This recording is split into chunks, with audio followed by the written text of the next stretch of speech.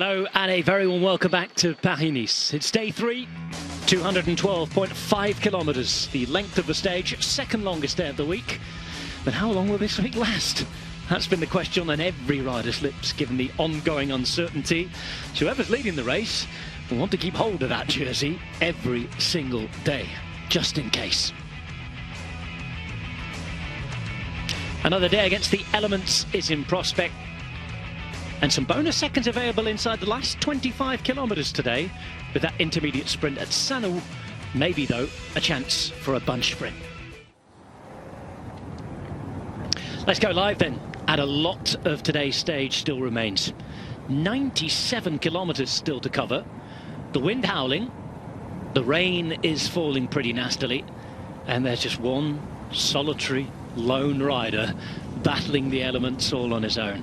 Hat off to this man, Tom de Vriend of Belgium, and Sukker Swanty for getting out there, getting in the breakaway, and having a gap that was almost as big as 9 minutes at one stage. He has 7 minutes and 5 seconds now, and I think the peloton will be content to leave him hang out there for quite a while. He is no danger in the overall. 20 minutes, 32 seconds. Back from the lead of Max Schachmann. There is Max Schachmann in the yellow jersey on the left-hand side of the picture. And after some tired legs from the first very, very hectic 2 days, a long stage today, only one man to chase, cross and headwind forecast. For now, Sean Kelly, you imagine this is quite a nice moment of respite for the peloton. It takes all sorts. Obviously worried about being stuck somewhere. And in all seriousness, that was a big worry for a lot of the teams that pulled out. But Nicky Terpstra providing us with one of the comedy moments of Paris-Nice so far. And he's admitted to it this morning at the start.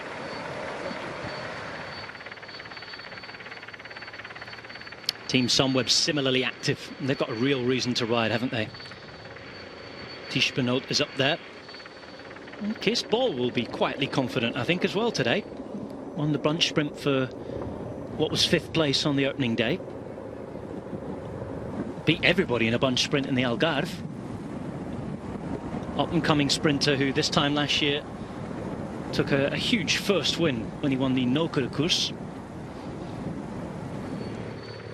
I've been at Blackpool Pleasure Beach.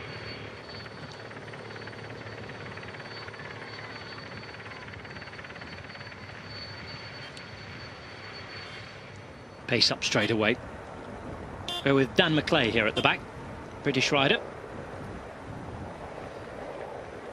Back riding for the same team he left to join EF Pro Cycling. Sagan is with Ackerman and Drucker. In the pink, you can just see the American rider. Lawson Craddock, Texan. And Tish Benoot there. No arm warmers on from him. Got the legs covered up, but the arms are getting cold. Well, he's a Belgian. Normal. Doesn't feel it. The riders in the bigger teams have, because they have all that mechanics to do all of that. But I think for the young guys, it's definitely the way to go. But I think a lot of maybe guys are dreaming a bit. While it's going so well for some of the top cyclocross men, it seems to be the recipe to be successful on the road. Glad you mentioned the cross in Ireland, actually, because there's going to be a World Cup in Dublin next year as it returns. There's Tom de Vriend's job done, reabsorbed by the peloton. Hat off to him for getting out there. He's done a good job for his team. We've mentioned their sponsor a few times. Sukker Swanty Gobert. Tom de Vriend. His little adventure is finished. Now with 26 kilometres to go. Nairo Quintana right at the front of affairs. He is one classy bike rider, Sean. Yes, well, it's amazing the way he can ride in these conditions for such a small, lightweight guy. He can just be up there, and you can see there just a bit further back, a lot of riders just fighting to try and keep a position, and he finds himself on the front. And this is the point where we're talking about these side winds. If they really push on here, you have to be in that top 10-15 riders if you think of general classification. Otherwise you could find yourself in a split so quickly. The world champion has emptied the tank. Mads Pedersen is done for the day. It's down now to the likes of Jasper Stuyven. Edward turns to look after Vincenzo Nibali. 1 kilometre to go now, and remember, most of the finale ever so slightly uphill into a headwind. Timing is going to be absolutely crucial here on stage 3 of Paris, a stage that's been a slow burner into a headwind for most of the day, but we're waiting, we are ready for an explosive finale. There is Caleb Ewan being moved up towards the front by none other than John Degenkolb. Jasper de Baust, his leader man, is there or thereabouts as well. Number 135 is there, Ugo Hofstetter, the winner the other day of Lusamin. He's in the white and the light blue at the moment. De Koning Quickstep still there, still in position, as John Degenkolb now comes to the front to try and position the right rider in the right place. In his case, that is of course Caleb Ewan, looking behind, looking for the European champion. He's out the way, he's boxed in. We look at it through the centre now. It's Michael Matthews who's trying to lead out in the middle. Matthews is there, Kufidis are having a go as well. Kees Bol sits and waits on the wheel of Michael Matthews. Peter Sagan is involved, and there's a crash on the left hand side. Bennett's down on the left hand side and will not be involved. Sam Bennett out of the game, and it's now the sprint that's going to come through the middle. There's a lot of waiting, a lot of looking around. Bol is involved. It's Ivan Garcia Cortina now hits the front. There is Garcia Cortina. Balbier trying to come up around. Garcia Cortina still there. Sagan on his wheel. It's victory for the Spaniard.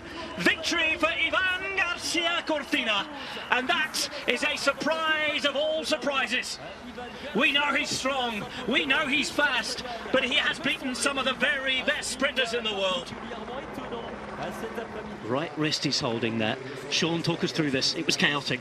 Yes, it was chaotic, and you could see there that the rider from Israel Startup Nation just touching the wheel there and just pushing Bennett over to the side and into the barriers, and down they go.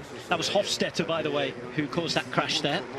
And this is Garcia Cortina on the right hand side in the orange coming up. Sagan is on his wheel, and you think at this point either he or Bol will have the speed to come around.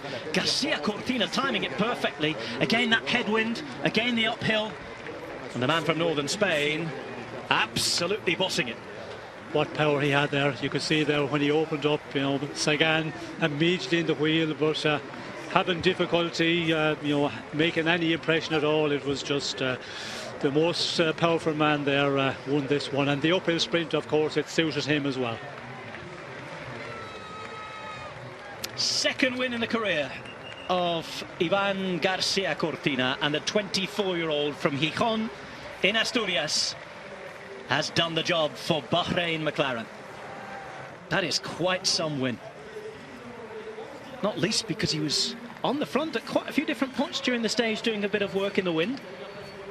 He's found it in him at the end, and that could be a huge step forward in his career. Add that to his win in California last year, it's a big step forward. He's beaten Sagan, Pasqualon and the rest. First of all, a word on this this victory, winning on Paris-Nice. That must be a lot for a young rider like yourself, 24 years of age. Yeah, it's true. Last year also I was second place in the second stage, and it's amazing. We have a stage in a big race like Paris-Nice.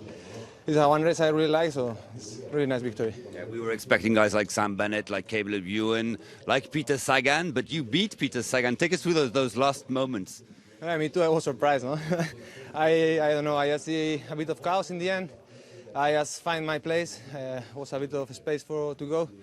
I just go full gas and till the end, and then I can take the victory. It was a typical day for Ivan Garcia Cortina. I mean, with wind, with difficult conditions. I mean, you're a classic rider, right? Yeah, actually, it's a weather I like.